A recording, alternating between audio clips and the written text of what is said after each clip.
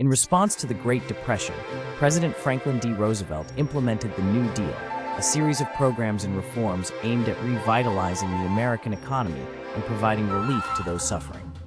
Initiated in 1933, the New Deal focused on three core areas: relief for the unemployed, recovery of the economy, and reforms in the financial system. Key agencies emerged, such as the Civilian Conservation Corps, CCC, which provided jobs in environmental projects, and the Works Progress Administration, WPA, which employed millions to build infrastructure. The Social Security Act of 1935 was pivotal, establishing a safety net for the elderly and unemployed. Additionally, the New Deal sought to regulate the stock market and banking system to prevent future crashes, leading to the creation of the Securities and Exchange Commission, SEC. While the New Deal faced criticism for its expansive government role and some programs being deemed ineffective, it fundamentally reshaped the relationship between the state and the economy.